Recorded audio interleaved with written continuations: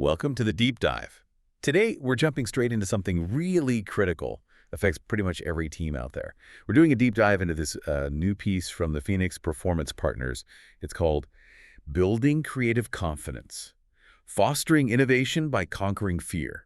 Yeah, it's a great piece. And our mission today really is to get under the hood of why innovation seems to stall out, even in companies that look like they should be innovating constantly. Exactly. And the source material hits this quote from Matisse, creativity takes courage, which leads to the core idea.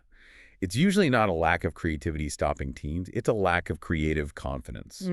So if you feel like your team has ideas, but they just fizzle out, we want to pull out the practical steps leaders can actually use to break down those psychological barriers. And what's so interesting, I think, is how it challenges the usual fixes. We often think, oh, we need more brainstorming workshops, or let's teach creativity skills. Right, the standard playbook. Yeah. But this article argues that's often a misdiagnosis. It's not usually a skill gap, it's a safety gap. Your organization is likely full of creative people.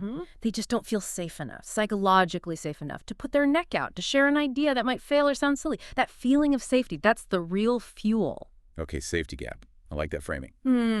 So let's unpack that. What does low creative confidence actually look like day to day? What are the symptoms, the costs? Well, these symptoms, they often fly under the radar, right? They look like normal business issues, but they're actually signs of this underlying fear culture. Okay, like what? What's the first one?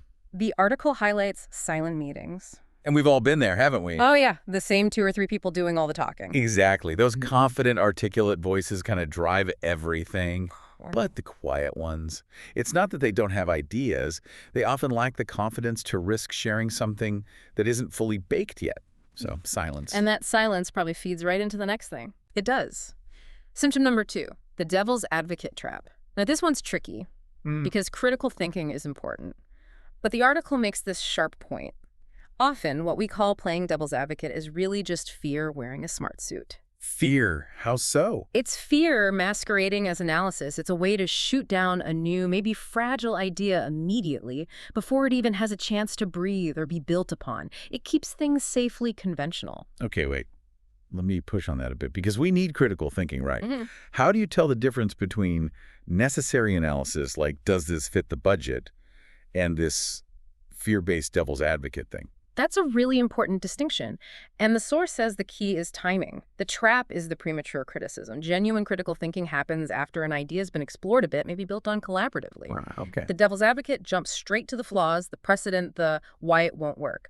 The goal, often unconsciously, is to shut down the divergence early. Got it. So it's about giving the idea some air first, which makes sense. And you mentioned precedent. That brings up the third symptom, right? The excessive focus on precedent. Bingo, that old chestnut. Oh, we tried something like that before. Yeah, the innovation killer phrase. It really is. It's like the organizational snooze button. It's just an easy out to avoid the discomfort and risk that comes with trying something genuinely new. Okay, and the fourth one feels really personal. Paralyzing perfectionism. We see this all the time. Teams spinning their wheels for weeks, polishing a presentation nobody outside the team will see, or refining a prototype endlessly. Scared to ship it. Exactly. That obsession with getting it just right before taking even a small step. The article argues it's almost always driven by fear of judgment, fear of putting something flawed out there and looking, well, incompetent. So if you tie all these together, silent meetings, devil's advocates, clinging to the past, perfectionism, it's not just about missing out on a few ideas, is it? Not at all. The source connects it directly to the bottom line, but maybe not in the way you'd first think. It leads to employee disengagement. People check out. Because their input isn't valued unless it's perfect or risk-free. Precisely. And eventually you lose talent. People leave because they feel like their contributions, their potential contributions, just don't matter unless they fit a very narrow, very safe mold. Okay, this is powerful stuff. And the article then shifts, right? It goes deeper than just these organizational symptoms. It looks at the individual psychology. It does. It argues we need to get beyond just worrying about technical failure, like a product launch bombing. The real blockers are these deeper personal fears. Fears tied to our sense of self, our identity, our belonging in the group. So it's not will the company lose money? It's will I lose face? Exactly. People aren't primarily worried about the project failing. They're worried about looking like a failure. Well, Creative confidence gets eaten away by these personal psychological risks, not usually by the technical ones. and the article names 3 specific ones. Yeah. 3 core fears that act like anchors. Number 1 is the big one, fear of judgment. What will people think? Exactly. What will my boss, my peers think of my idea? And crucially, by extension, what will they think of me? If the idea gets shot down, the fear is that my competence, my professional identity, gets shot down with it. Wow. That's a heavy calculation to make every time you think about speaking up. Yeah. You're literally putting your professional capital on the line. You really are, which flows right into number 2, fear of wasted effort. Ah, okay. Is this even worth my time? Pretty much. What if I pour my time, my energy, my heart into this thing and it just goes nowhere? In our busy work lives, wasting effort can feel worse than just doing nothing. You risk looking like you don't know how to prioritize or like you lack direction. Yeah, that makes sense. And the third one? Third, and maybe the most fundamental, fear of being wrong. Looking foolish. Right. Oh. Looking incompetent. What if I put this idea out there and it's just dumb? Or flawed? We're so conditioned professionally to deliver success, to be right, that proposing something that might fail feels like a direct threat to our professional standing. So we end up choosing immediate emotional safety over potential breakthroughs, like you said earlier. Okay, so fear is the barrier. What do we do about it? What are the actual strategies leaders can use? The article gives 5, right? Yeah, 5 clear, actionable steps. And the core idea behind them is designing the work environment differently. Not to eliminate risk entirely, that's impossible with innovation, but to manage it and to frame exploration itself as valuable. Creating purpose-protected spaces, I think the source called it. That's the term. Shifting the focus from, is this safe and conventional, to how might this help us achieve our core mission, our purpose? Okay, let's walk through them. Number 1, model creative vulnerability. Leaders have to go first. Absolutely essential. Non-negotiable, really. Your team won't take risks if they don't see you doing it. And not just sharing successes. Sharing the messy middle. Like the false starts, the ideas that didn't pan out. Exactly. If a leader only ever presents the finished, polished product, the implicit message is, the journey must be perfect. But if you openly say, look, we tried approach A, it hit a wall, then we pivoted to B, learned something crucial but still not right, then we landed on C, you normalize exploration. You're saying, figuring things out involves wrong turns, and that's okay. That's part of the work. But what about, say, a new leader? If they come in and immediately start talking about their mistakes, couldn't that backfire, make them seem like they don't know what they're doing? That's a fair question. The source emphasizes consistency and authenticity. It's not about confessing incompetence. It's about sharing the process of learning and discovery. A new leader can model vulnerability powerfully by asking genuine questions, admitting they don't have all the answers yet, showing they need the team's insights. That actually builds trust faster than pretending to be omniscient. Okay, that makes sense. It's about process, not just outcomes. Sure. All right, number 2, create low-stakes opportunities for creative practice, like a batting cage for ideas. Exactly like that. You need practice zones where failure doesn't have huge consequences. The article suggests things like monthly solution jams. Solution jams, what are those? Basically, dedicated time where the team's explicit goal is to brainstorm unconventional approaches to a problem with no expectation that these ideas will be immediately implemented. It's purely exploratory. So it takes the pressure off. Completely. It separates the idea from the person, makes it more like play. But here's a critical detail the article points out. You need persistence. How so? When you first start these GAMs, don't be surprised if the first session, maybe even the second, is kind of quiet or the ideas are very safe. It often takes until the 3rd or 4th session for people to really start trusting the process, to overcome that built-up hesitation, and finally bring out those wilder, riskier ideas they've been sitting on. Wow, 3rd or 4th session. That delay itself just shows how deep the fear runs, doesn't it? It really does. Okay, number 3. This one can feel counterintuitive for managers. Celebrate productive failure. Right. Sounds good. But what does it actually mean? Are we celebrating mistakes? Not mistakes born from carelessness, no. It's about fundamentally reframing unsuccessful attempts. The article uses the term most valuable failures. Okay, what makes a failure valuable? It's valuable if the effort, even though it didn't achieve the original goal, generated crucial, non-obvious learning. Insights that change the team's perspective or strategy going forward. It's not celebrating failure itself, it's celebrating the learning that could only have come from making the attempt. If you learn something vital, the effort wasn't wasted, it was productive. So you validate the learning, not the failed outcome. Right. And that changes how people see risk, right? Mm-hmm. Failure becomes an investment in knowledge, not a personal black mark. Exactly. It transforms the whole equation. Number 4 is about motivation. Connect creativity to purpose. Making it bigger than just hitting a target. Precisely. If you want people to take the personal risk of sharing a vulnerable idea, the why has to be compelling.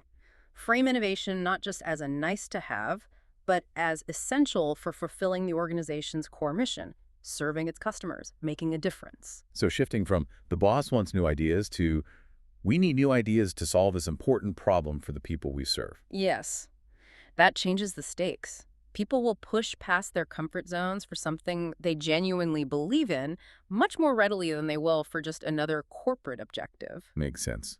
And the last one, number 5, feels incredibly practical.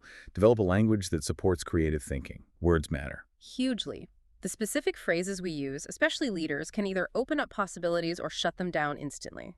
They signal safety or danger. Okay, let's really focus here because this is something everyone listening can start doing tomorrow.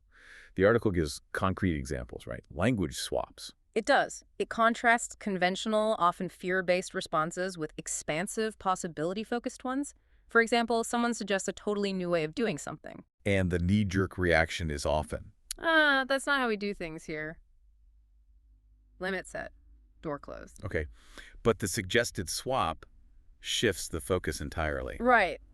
Try.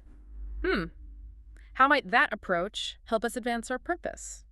See the difference? It moves from defending the status quo to exploring potential alignment with the mission. Yeah, totally different energy. Okay, give us another one. All right. Someone suggests an idea that rings a bell. Maybe it was tried years ago, the typical shutdown. Oh, we tried something like that before. It didn't work. Conversation over. Instead, the article suggests validating the past effort while still being curious about the present. Okay, what's different about this situation that might make this approach work now? Acknowledges history but keeps the door open. I like that. What about the devil's advocate? Yes. We need to banish that phrase. Instead of prefacing criticism with, okay, let me play devil's advocate for a second. Which just signals you're about to tear it down. Exactly. Try a building approach. Okay, interesting starting point. Let's build on that idea and see where it leads. Or, what would need to be true for that to work? So it's about collaborative construction instead of immediate critique. Precisely. Imagine that quick exchange. Team member says, what if we shift our marketing spend entirely from X to Y? Conventional leader, tried it. Disaster. End of story. Right. But the leader focused on confidence might say, okay, that's a bold move. What's different now that makes you think it could succeed this time? It invites dialogue, exploration. The difference is night and day. So when leaders consistently use these practices, the modeling, the low-stakes practice, celebrating learning, connecting to purpose, and especially this supportive language, what happens? The source says it builds something really powerful, the creative confidence cycle. Okay, what's that cycle look like? It's a virtuous loop. Creative safety, created by the leader, leads to more creative attempts by the team. Those attempts produce both successes and, importantly, productive failures. Both of those outcomes, when handled right, build confidence. Even the failures build confidence if they're treated as learning opportunities. Exactly, which then leads to more creative attempts. It becomes self-reinforcing. And it shifts employees from just being task doers to being active, engaged, creative contributors. That sounds transformative. So for someone listening right now thinking, okay, where do I even start? What's the simplest first step from the article? Probably the most straightforward tactic is instituting a no immediate evaluation rule for new ideas and meetings. No immediate judgment. Right. When someone shares a new, raw idea, the rule is the team must spend, say, 3 minutes purely building on it. Only yes and responses allowed initially. Then, after that building phase, you can move to critical assessment. 3 minutes of just building. Yeah. And the article notes, this feels weird at first, maybe awkward, even inefficient because we're so conditioned to jump straight to analysis. Sure. But apparently this small shift quite quickly becomes the new normal. It carves out that essential breathing room for a creative thought to take shape before the critical hammer falls. Okay, so wrapping up our deep dive on this Phoenix Performance Partners material. The big message seems to be that building creative confidence isn't just a soft skill thing, it's foundational. Absolutely. It's maybe the most transformational lever a leader has, but it requires prioritizing purpose over comfort. And it's less about finding exceptionally creative people and more about cultivating courage. The leader's courage to create safety, and the team's courage to step into that safety. And remember, the way a leader responds to just one unconventional idea sends ripples. It doesn't just determine that single idea's fate, it shapes whether the team will even bother sharing the next 10 ideas bubbling up. It's a culture-built interaction by interaction, phrase by phrase. So the ultimate takeaway here is, when people feel that creative confidence, when they believe they can contribute novel ideas safely, they don't just solve today's problems, they start imagining and actually building tomorrow's possibilities. It unlocks so much potential. It really does. It moves from fear to curiosity. So for you listening, think about the language you use or the language you hear around you.